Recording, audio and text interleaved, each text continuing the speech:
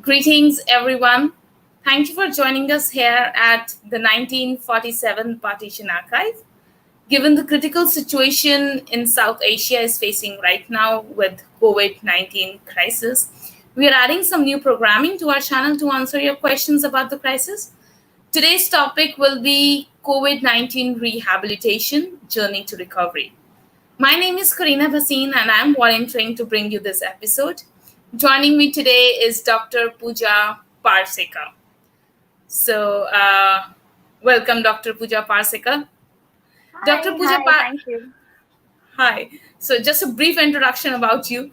Dr. Pooja Parsekar is a graduate of Dr. D.Y. Patil College of Physiotherapy in Pune. Dr. Pooja is being trained at Nanavati Max Super Specialty Hospital in Mumbai.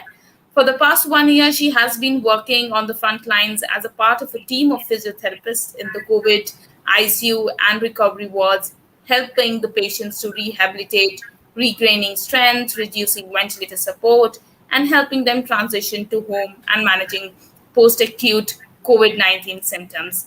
We are very honored and glad to have you, Dr. Pooja. Welcome once again. Thank you. I am so happy to be a part of this, especially in times when misinformation is so rampant. True, true. So, Dr. Pooja, the main reason to have you here today is to address so many concerns related to the recovery process of COVID-19. Many people are suffering and have suffered from the effects of this disease, might now be at the risk of long-term impairment and disability.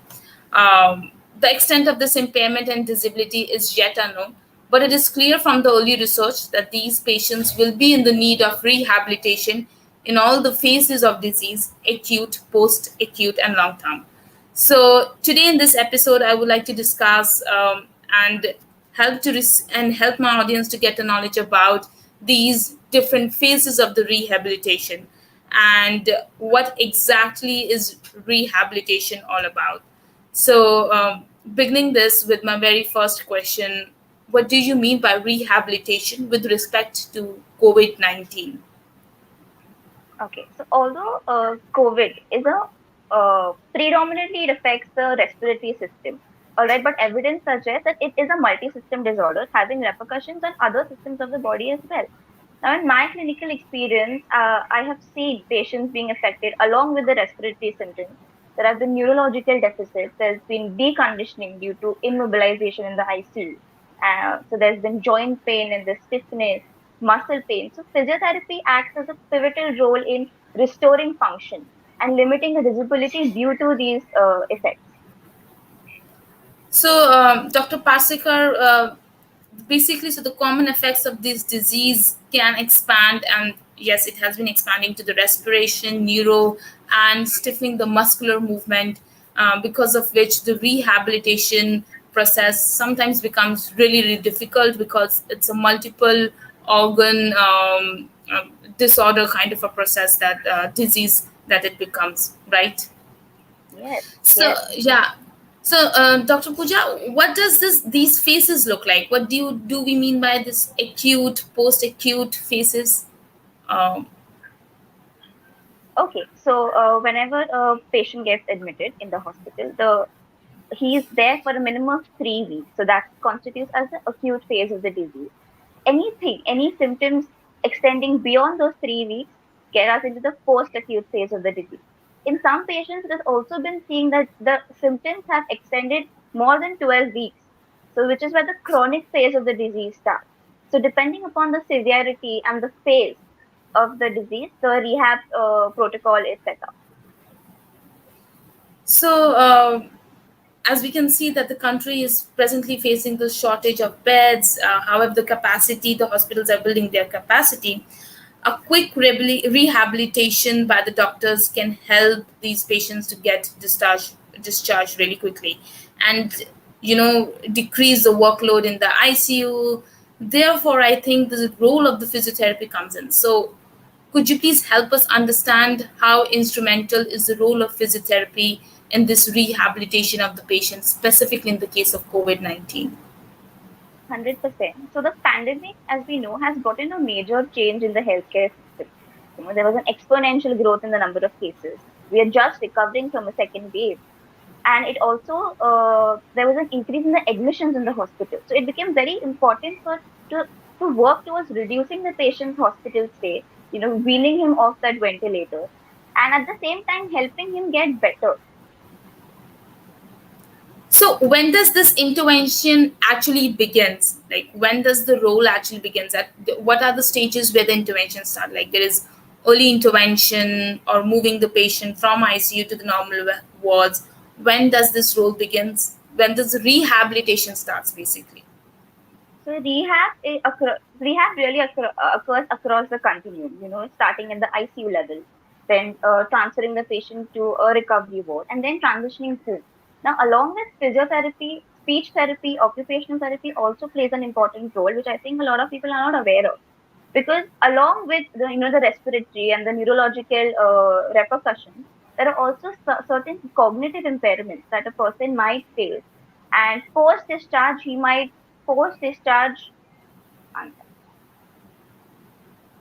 post discharge the patient might experience difficulty in navigating in his environment.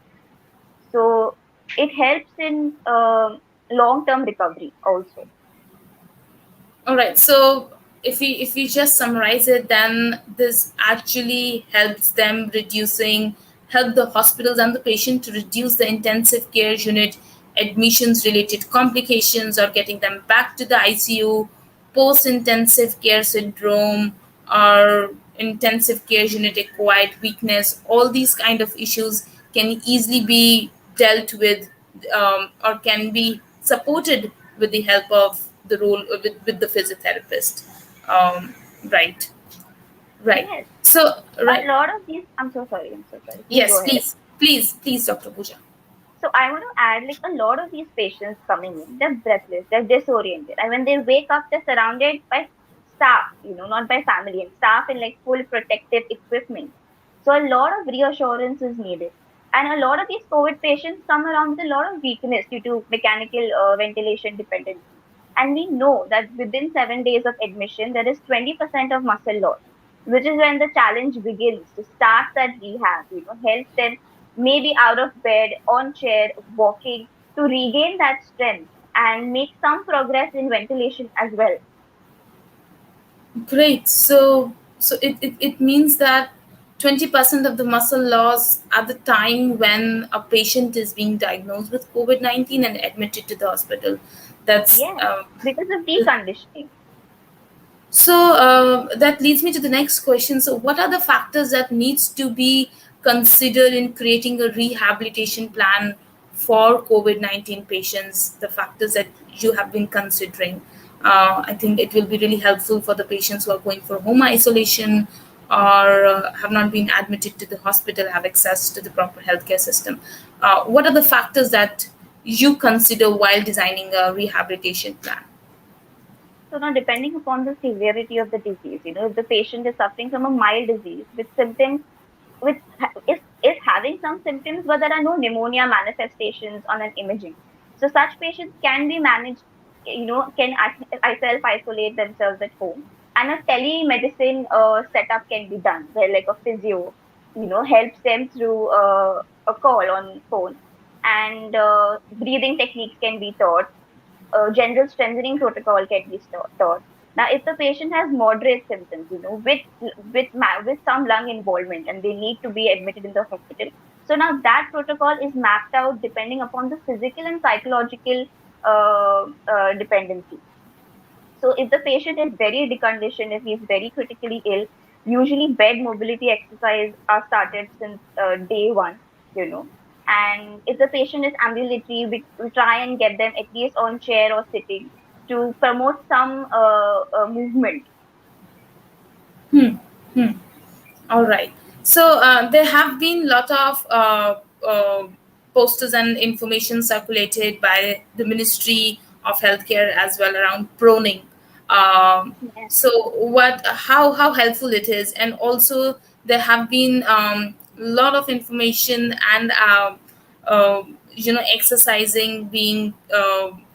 The resources are coming in from the Ministry of Ayurveda. There are yoga experts that are coming in and telling about free exercises. So, how helpful are these exercises? So proning is been practiced since a very long time, okay, and I know it's been all over the news and media. Now it is not a magic technique, okay. It is scientifically proven, and it does help in improving the ventilation to some extent in patients. So it can be even self proning can be practiced at home in suspected cases of COVID.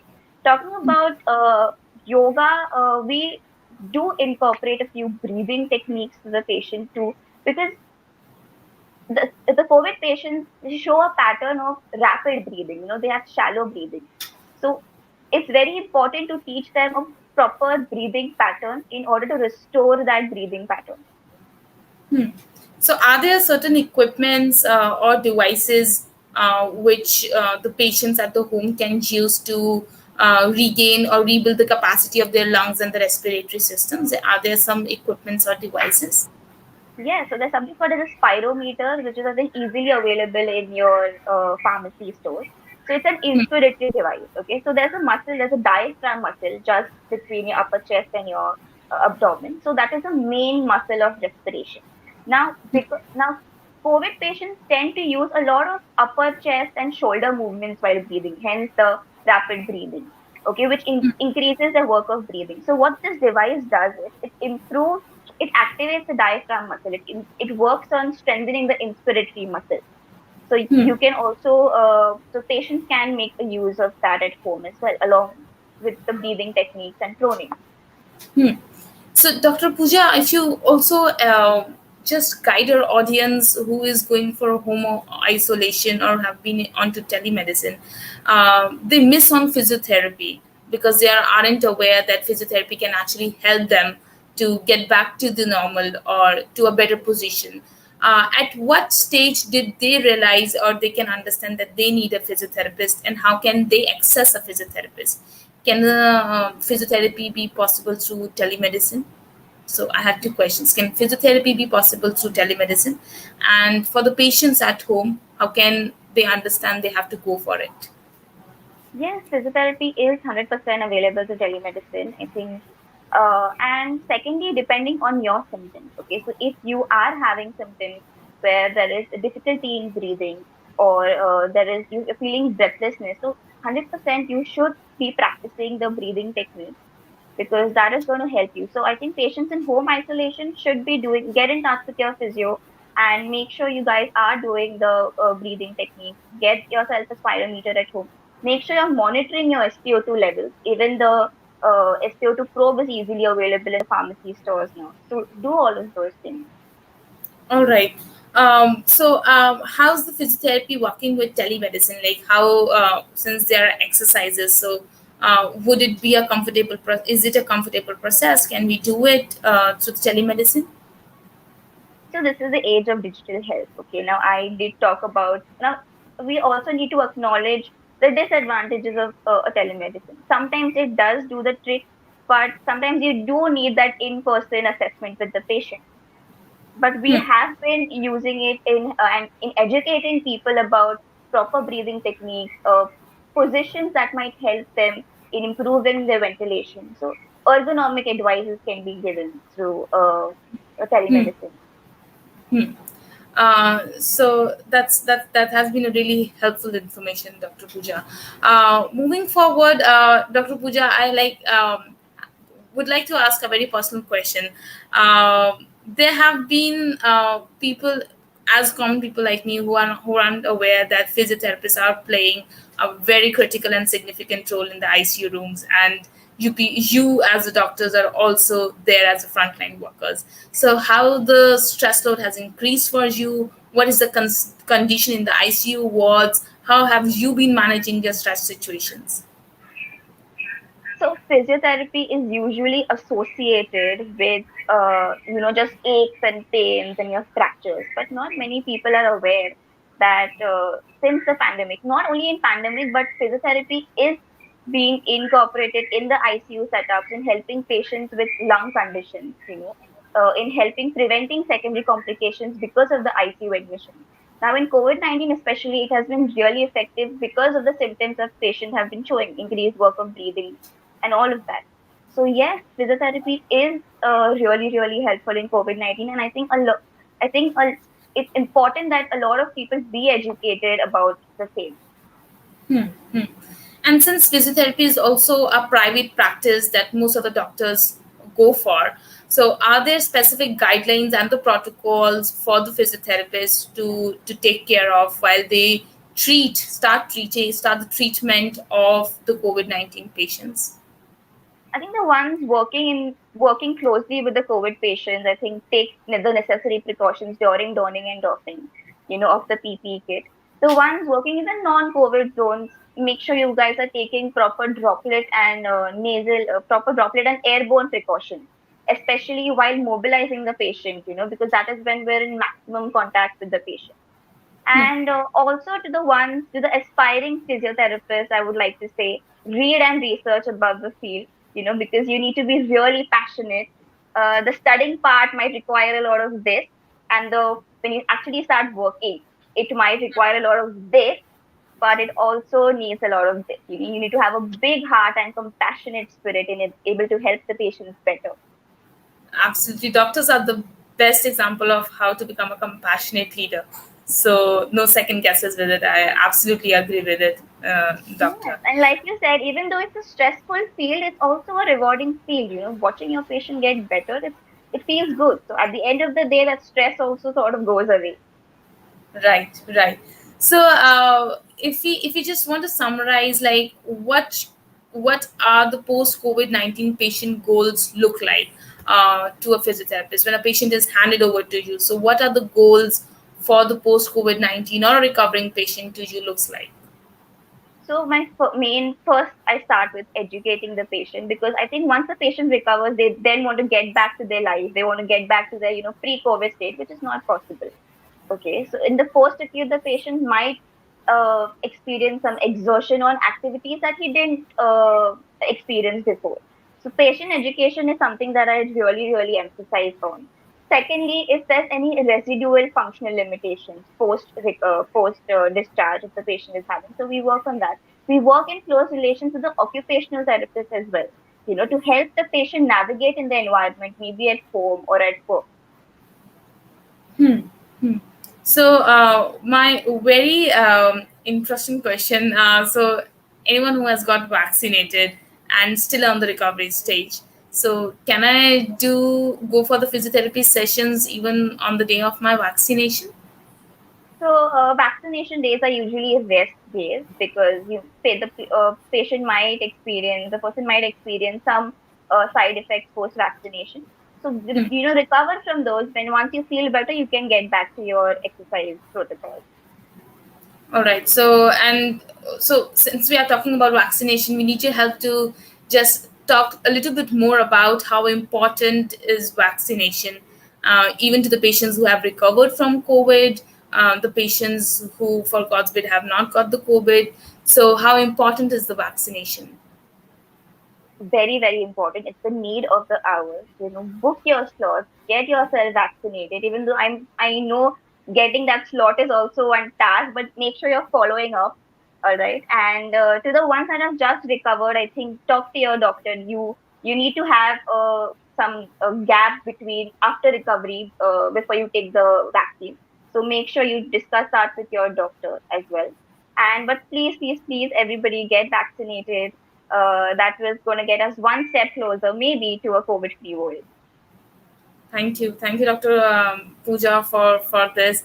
And I also personally request everyone to go for the vaccination to get your slots booked as early as possible.